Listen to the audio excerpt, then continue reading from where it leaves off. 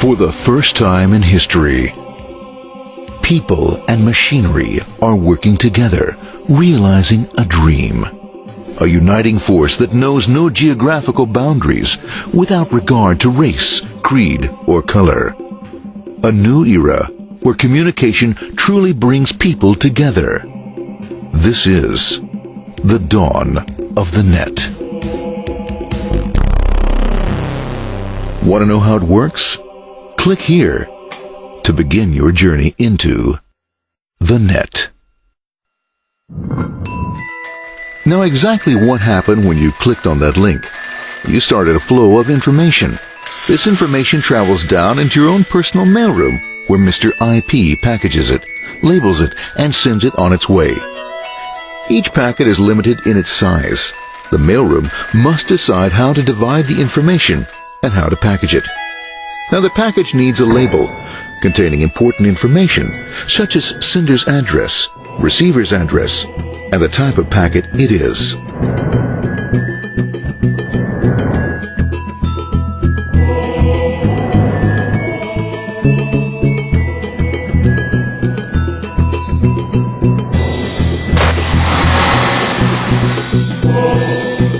Because this particular packet is going out onto the internet, it also gets an address for the proxy server, which has a special function, as we'll see later.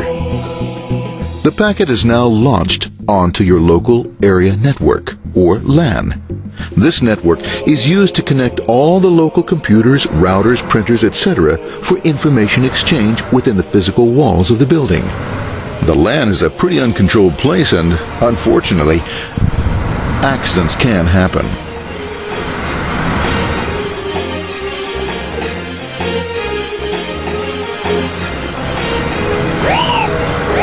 The highway of the LAN is packed with all types of information. These are IP packets, Novell packets, Apple Talk packets. They're going against traffic, as usual. The local router reads the address and, if necessary, lifts the packet onto another network. The router, a symbol of control in a seemingly disorganized world. Whoops, sorry about that. Let's put this one there, this one here. This goes here, this one goes here. I don't like this one. Let's go with this one. Let's go here. A little bit left. Let's go with this one here. Another channel here. Let's put that one here. Let's put that one here. There he is, systematic, uncaring, methodical, conservative, and sometimes not quite up to speed. Sorry. But at least he is exact, for the most part. That's the one that was there. That one was there. That one was there. And this one was there. Well, another one that was there. That was there. He's fine. That one was still there. That was there. He was there. One was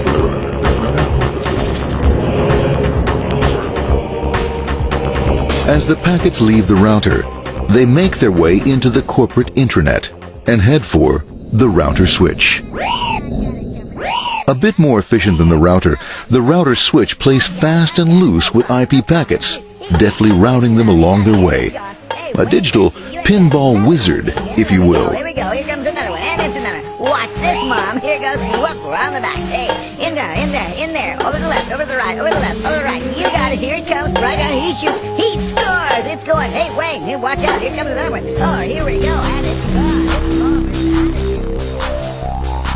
As packets arrive at their destination, they're picked up by the network interface, ready to be sent to the next level. In this case, the proxy. The proxy is used by many companies as sort of a middleman in order to lessen the load on their internet connection, and for security reasons as well. As you can see, the packets are all of various sizes, depending upon their content.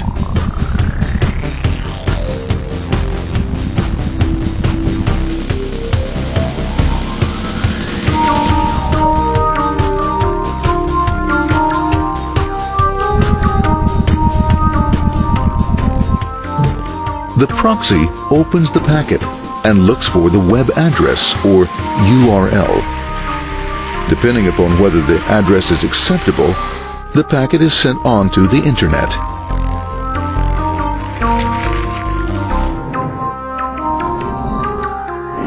There are, however, some addresses which do not meet with the approval of the proxy, that is to say, corporate or management guidelines. these are summarily dealt with. We'll have none of that. For those who make it, it's on the road again.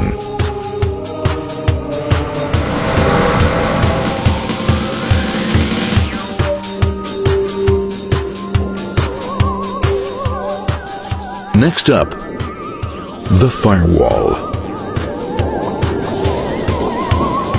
The corporate firewall serves two purposes. It prevents some rather nasty things from the internet from coming into the intranet, and it can also prevent sensitive corporate information from being sent out onto the internet. Once through the firewall, a router picks up the packet and places it onto a much narrower road, or bandwidth, as we say. Obviously, the road is not broad enough to take them all. Now you might wonder what happens to all those packets which don't make it along the way.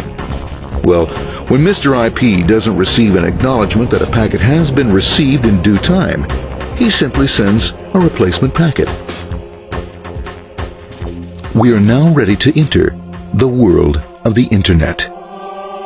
A spider web of interconnected networks which span our entire globe. Here, routers and switches establish links between networks. Now, the net is an entirely different environment than you'll find within the protected walls of your LAN. Out here, it's the Wild West. Plenty of space, plenty of opportunities, plenty of things to explore and places to go. Thanks to very little control and regulation, new ideas find fertile soil to push the envelope of their possibilities.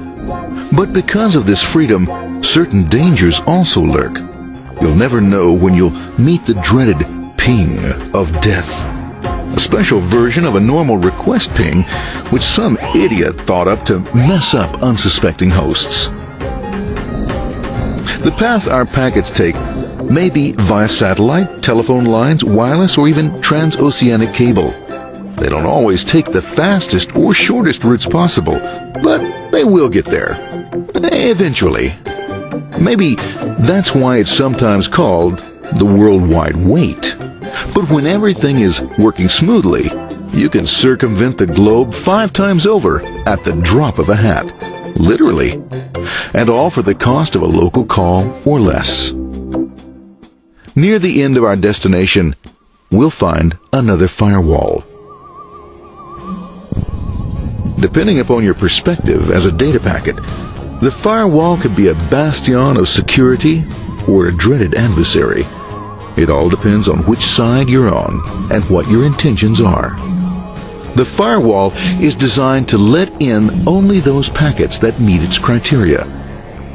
This firewall is operating on ports 80 and 25. All attempts to enter through other ports are closed for business.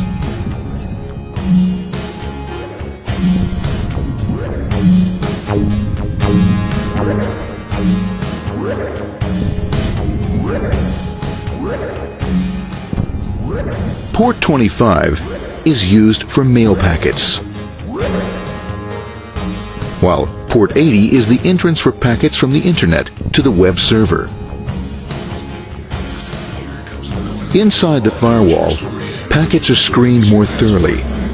Some packets make it easily through customs, while others look just a bit dubious. Now, the firewall officer is not easily fooled, such as when this ping of death packet tries to disguise itself as a normal ping packet. It's okay, go on, it's okay, no problem. Have a nice day, be out of here, bye. For those packets lucky enough to make it this far, the journey is almost over.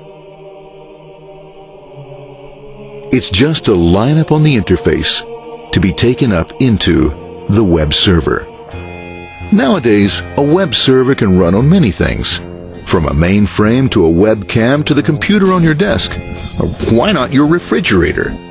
With a proper setup, you can find out if you have the makings for chicken cacciatore or if you have to go shopping. Remember, this is the dawn of the net. Almost anything's possible. One by one, the packets are received, opened, and unpacked. The information they contain, that is, your request for information, is sent on to the web server application.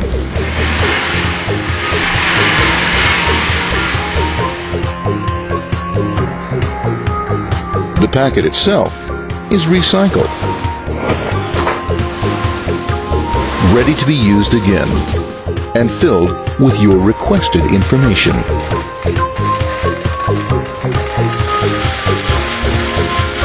Addressed and sent out on its way back to you.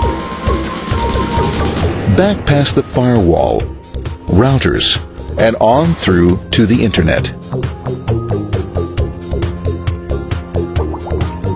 Back through your corporate firewall.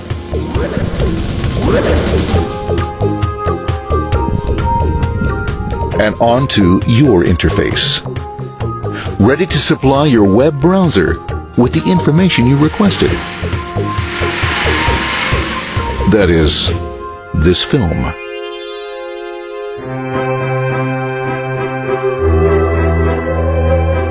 Pleased with their efforts and trusting in a better world, our trusty data packets ride off blissfully into the sunset of another day, knowing fully they have served their masters well.